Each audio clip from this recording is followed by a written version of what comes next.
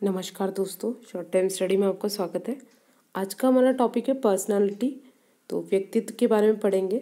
जो पर्सनालिटी है ये लैटिन वर्ड पर्सोना से बनी है जिसका अर्थ है मुखौटा। अब इसकी डेफिनेशंस देखते हैं। हमने साइकोलॉजी के जो डेफिनेशंस थी 60 डेफिनेशन उनको ट्रिक से याद करी थी। तो उसके अंतर्गत व्यक्तित्व से रिलेटेड भी डेफिनेशंस आ गई थी।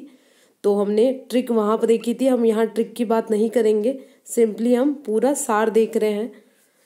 तो आप डेफिनेशंस है 60 डेफिनेशंस को पढ़ सकते हैं जो ट्रिक से बताई गई है। अब देखो, फर्स्ट है आलपोर्ट।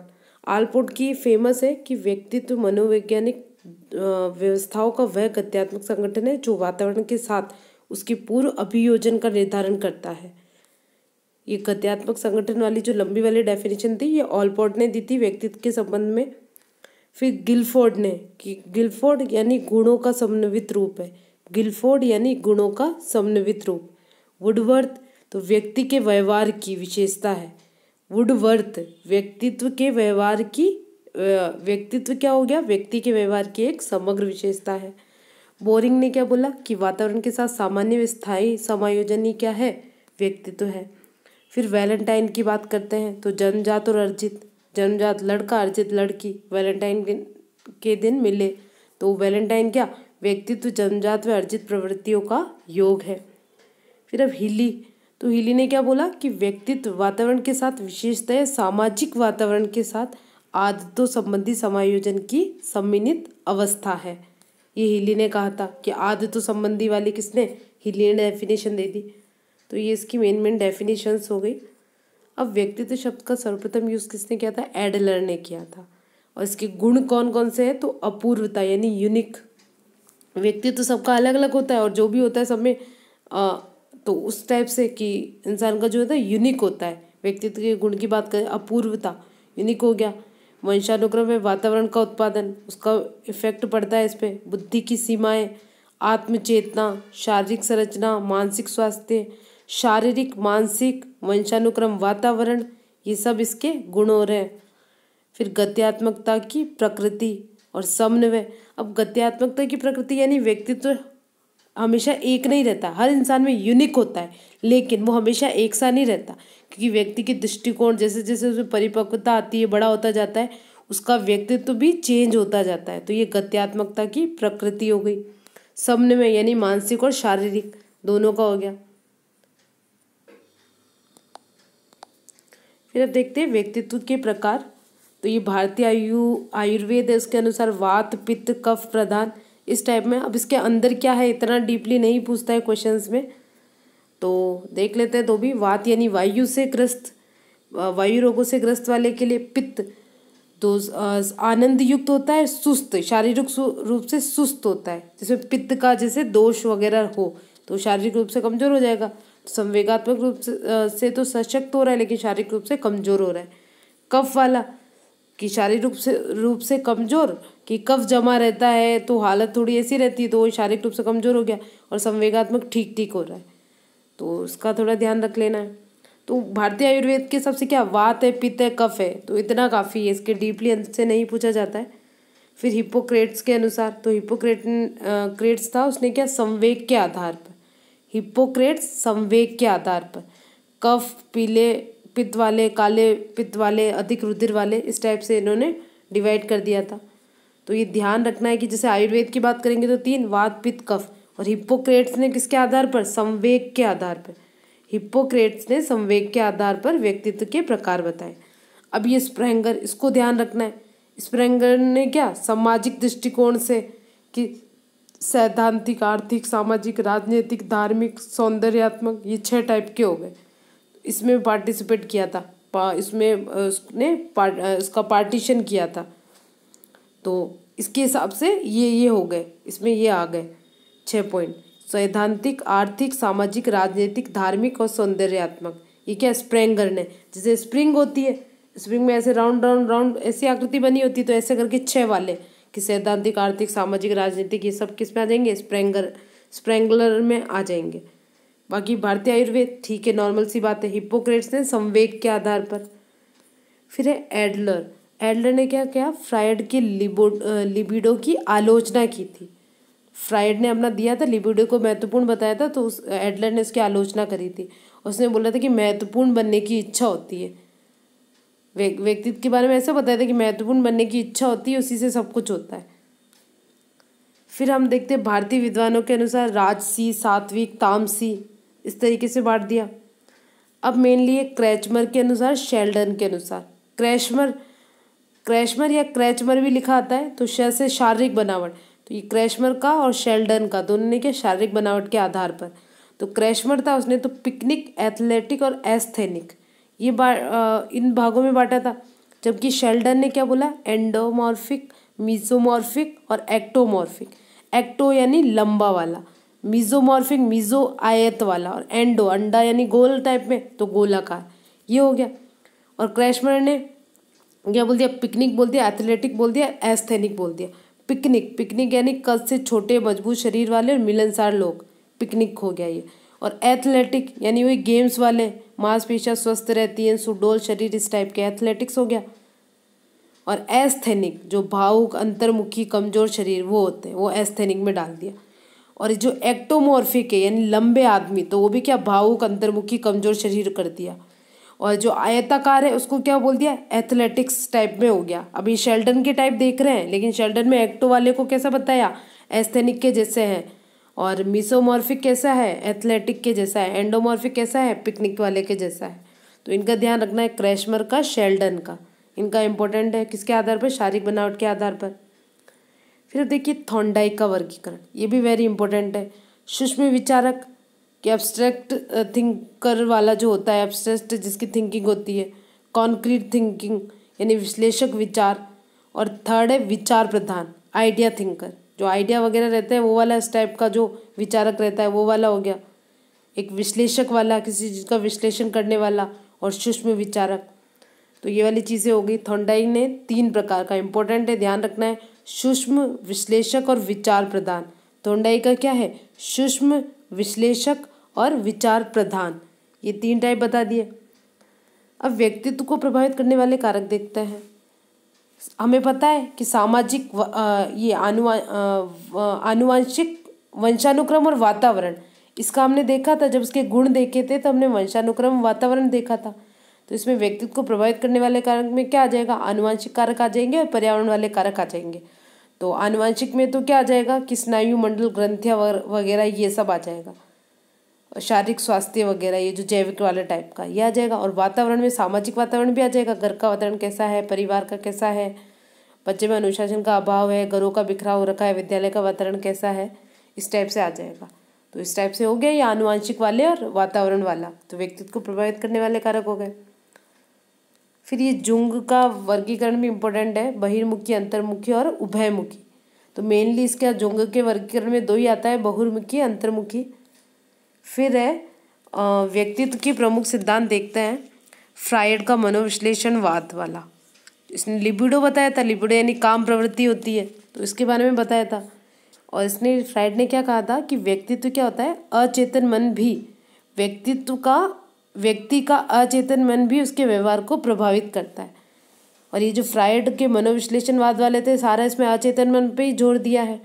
तो इसका ये व्यक्तित्व में भी इसका एक सिद्धांत हो गया। अब हम बढ़ते इड, ईगो, सुपर ईगो। इसी ने बताया था, फ्रायड का मनोविश्लेषणवाद का पढ़ रहे हैं हम। Id, ego, super ego. Id यानी इदम या अचेतन, और ईगो यानी अहम, अर्धचेतन, और सुपर ईगो यानी परम अहम या चेतन वाला। तो अभी आपको यूँ ध्यान रखना है, इड यानी अचेतन, 90% रहता है ये इंसान के पास में, 90% जो उसके दिमाग में रहता है वो सोचता रहता है, रियल में उसके नहीं बोलता है वो।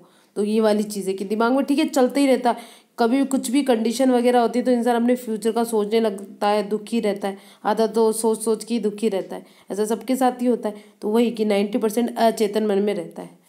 तो वही 90% वाला, ईड वाला, कि इसमें बहुत सारी इच्छाएं, कामनाएं होती रहती, जन्म देती है, मतलब दिमाग काम करना रुकते ही ना कुछ तो दिमाग में आते ही रहता है, वो वाली चीज़ हो गई तो ईड में। तो ये मूल प्रवृत्ति या प्रधान है, इच्छाएं, कामनाओं को जन्म देता है, इसमें उचित अनुचित का ज्ञान भी नहीं रहता है अचेतन में।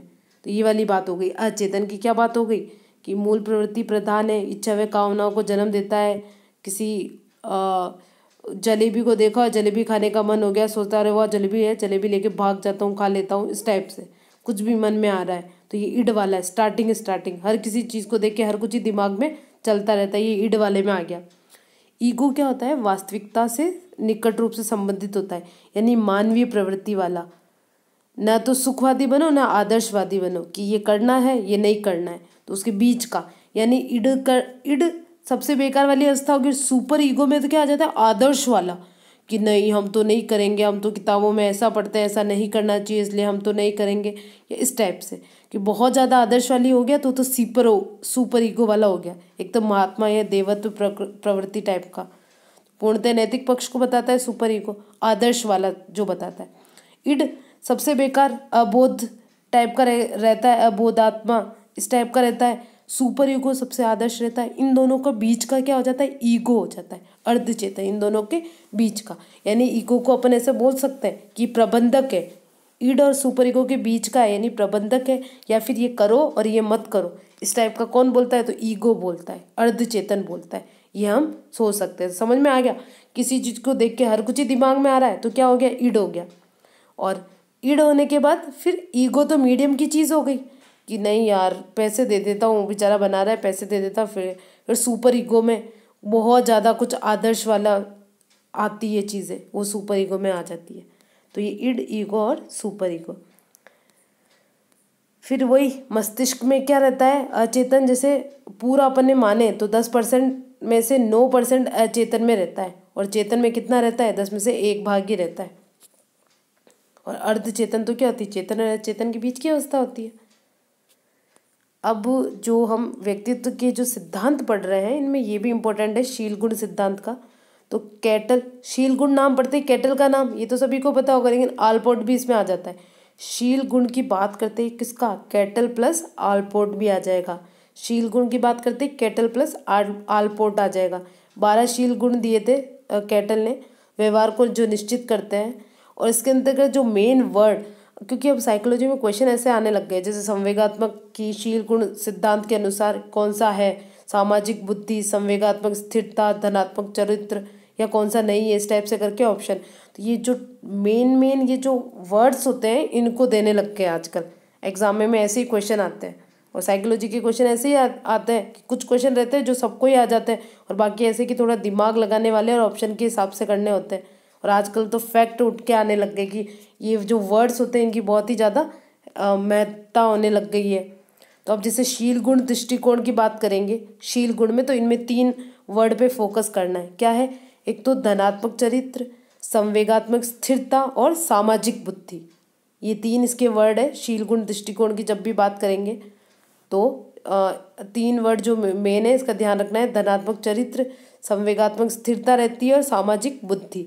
ये शील गुण दृष्टिकोण के हिसाब से इन 3 चीज़ों को जोड़ दिया जा रहा है। धनात्मक चरित्र होना चाहिए, संवेगात्मक रूप से स्थिर होना चाहिए और सामाजिक बुद्धि अच्छी होनी चाहिए। तो इस टाइप से।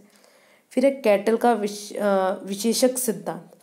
ठीक है, अपना शील गुण, अपना कैटल और आलपोर्ट दोनों का नाम आता है, और कैटल ने 12 शील गुण दिए थे, ये देखा। अब कैटल का विशेषक सिद्धांत है। विशेषक में क्या है? एक तो सतही, एक स्रोत है। तो क्या है सतही में? क्या व्यक्ति के व्यवहार को प्रत्यक्ष प्रभावित करता है, सतही विशेषक हो गया। और स्रोत यानी सोर्स वाला, यानी अभिव्यक्त व्यवहार को अप्रत्यक्ष रूप से प्रभावित करता है, तो वो स्रोत वाला हो गया। तो इसकी ये टाइप है, तो इनको ध्यान रखना है, सतही और स्रोत वाला। सतही यानी व्यक्ति के व्यवहार को प्रत्यक्ष रूप से प्रभावित कर रहा है, और स्रोत वाला यानी अप्रत्यक्ष रूप से उसको व्यवहार को प्रभावित करता है। तो ये हो गया। तो ये शील गुण दृष्टिकोण हो गए, कैटल व आलपोर्ट हो गया। फिर अपन ने कैटल का देख लिया, कैटल के 12 शील गुण देख लिए, और शील गुण दृष्टिकोण के हिसाब से 3 जो मेन चीज़ें हैं, धनात्मक चरित्र, संवेगात्मक स्थिरता और सामाजिक बुद्धि, इसको भी देख लिया। अब मांग सिद्धांत। तो मांग सिद्धांत क्या? मैं से मांग, मैं से मुर्रे, मांग मुर्रे। मांग सिद्धांत मुर्रे ने दिया था। इसने बताया था कि मांग दबाव की परिस्थिति में तनाव उत्पन्न होता है, जो न केवल पुराने उद्देश्य की पूर्ति को बनाए रखता है वरन नए नए रचनात्मक कार्य करने के लिए प्रेरित करता है। कि जैसे कभी कभी इंसान ऐसा होता है कि टेंशन में आता है, तो टेंशन में आता है तो अपनी टेंशन को दूर करने के लिए क्या करता है? वो आर्ट और क्राफ्ट करने लग जाए, वो चीज़ जो उसे अच्छी लगती है वो करने लग जाता है, उसमें निखार आने लग जाता है चीज़ों का। तो उसके लिए बोल रहा है कि मांग सिद्धांत है कि दबाव आता है, तो वो मांग सिद्धांत के अनुसार क्या बोला है कि दबाव आता है, तनाव होता है, और तनाव के बाद ही फिर क्या होता है, इंसान को नए नए कार्य करने के लिए प्रेरित करता है, वो बोलता है। तो ये मार्क्स सिद्धांत हो गया हेनरी व मुर्रे के अनुसार। शील गुण देख लिया, तो ये इम्पोर्टेंट है, इनको थोड़ा ध्यान रखना है। अब हम व्यक्तित्व मापन की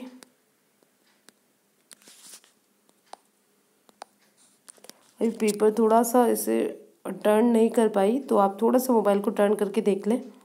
व्यक्तित्व के मापन की विधियाँ, तो देखिए प्रक्षेपण विधियाँ है, 2 विधियाँ है व्यक्तित्व मापन की, प्रक्षेपण और अप्रक्षेपण, और इम्पोर्टेंट है, इनमें से क्वेश्चन आ सकता है कि कौन सी प्रक्षेपण है, कौन सी अप्रक्षेपण है।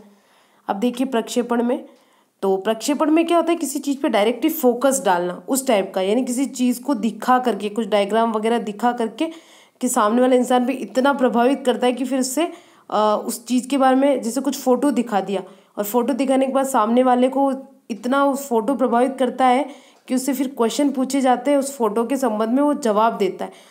तो जवाब देता है, इससे उसकी भावनाओं का पता पड़ जाता है कि जैसे वो बोला कि ये ब्लैक ब्लैक हो रहा है, तो ब्लैक ब्लैक से इस टाइप से पता चल रहा है कि जैसे उसमें संवेग वगैरह ज़्यादा है, क्योंकि वो कलर को फोकस कर रहा है इस टाइप से। तो वो वाले प्रक्षेपण की कोई सी चीज़ का फोकस डाल रहे हैं इस टाइप वाला। तो अब जैसे फर्स्ट है रोरशा का शाही धब्बा परीक्षण, हरमन रोरशा का था ये, 10 कार्ड होते हैं इसमें, और ज्ञानात्मक, क्रियात्मक व भावात्मक पक्ष का देखा जाता है, इसमें चेक करा जाता है। तो ये क्या हो गया, रोरशा का स्याही धब्बा परीक्षण, और इसमें वही कार्ड होते हैं धब्बे, उस पर ब्लैक और इस टाइप में धब्बे वाले कार्ड होते हैं, इसमें रेड ब्लैक और कलरफुल टाइप के ये सब कार्ड होते हैं। कार्ड को दिखा कर ही डायग्राम के बारे में पूछा जाता है इस टाइप से। तो ये रोरशा का स्याही धब्बा परीक्षण, हरमन रोरशा ने दिया था, 10 कार्ड होते हैं इसमें। फिर अपना प्रासंगिक अंतर्बोध परीक्षण, TAT, प्रासंगिक अंतर्बोध परीक्षण, तो ये मुर्रे व मॉर्गन ने दिया था। इसमें 30 होते हैं कार्ड, 10 पुरुषों के लिए, 10 स्त्रियों के, और 10 पुरुष और स्त्री दोनों के, और मैक्सिमम 20 कार्ड का यूज़ किया जाता है एक व्यक्ति पर। तो ये हो गए अपने प्रासंगिक अंतर्बोध परीक्षण यानी TAT, यानी 30 चित्र होते हैं इसमें, मुर्रे व मॉर्गन का हो गया। फिर बाल अंतर्बोध परीक्षण CAT वाले, तो लियोपोल्ड ब से बाल और ब से बेलाक, यानी लियोपोल्ड बेलाक ने, इसमें 10 चित्र कार्ड होते हैं, जानवर के होते हैं, और इसके द्वारा रुचि, समस्या, व्यवहार, इन सब का अध्ययन किया जाता है। फिर अब देखो वाक्य पूर्ति परीक्षण, पाइन व टेंडलर ने दिया था, पाइन व टेंडलर ने दिया। वाक्य पूर्ति परीक्षण किसने दिया, पाइन व टेंडलर ने दिया। फिर एक खेल व ड्रामा, तो JL मोरेनो, ड्रामा मोरेनो, तो खेल व ड्रामा किसने, JL मोरेनो ने दिया। और शब्द साहचर्य परीक्षण किसने, गॉल्टन ने दिया। अब जैसे डाल दिया कि कौन सा अप्रक्षेपण नहीं है, तो वो डाल दिया शब्द साहचर्य। तो आपको पता होना चाहिए शब्द साहचर्य किसमें, प्रक्षेपण में आता है, अप्रक्षेपण नहीं है। तो ये ध्यान रखना है। रोरशा शाही धब्बा, प्रासंगिक अंतर्बोध परीक्षण यानी TAT, बाल अंतर्बोध परीक्षण यानी CAT, वाक्य पूर्ति परीक्षण पाइन व टेंडलर ने जो दिया, खेल व ड्रामा विधि JL मोरेनो ने दिया, और शब्द साहचर्य परीक्षण गॉल्टन ने दिया। इनका ध्यान रखना है। उसके बाद अप्रक्षेपण का भी इम्पोर्टेंट है, 3 पार्टीशन में डिवाइड कर दिया इसको, कि एक तो मनो विश्लेषण विद्या, और आत्मनिष्ठ या व्यक्तिनिष्ठ, और फिर थर्ड है वस्तुनिष्ठ। तो ये देख ले, मनोविश्लेषण में तो मुक्त, स्वतंत्र साहचर्य, स्वप्न विश्लेषण ये आ जाएगा, जबकि आत्मनिष्ठ या व्यक्तिनिष्ठ की बात करेंगे। तो व्यक्तिनिष्ठ में क्या करेंगे, व्यक्तिनिष्ठ में तो क्या करेंगे, व्यक्ति पे जोर दिया जाएगा।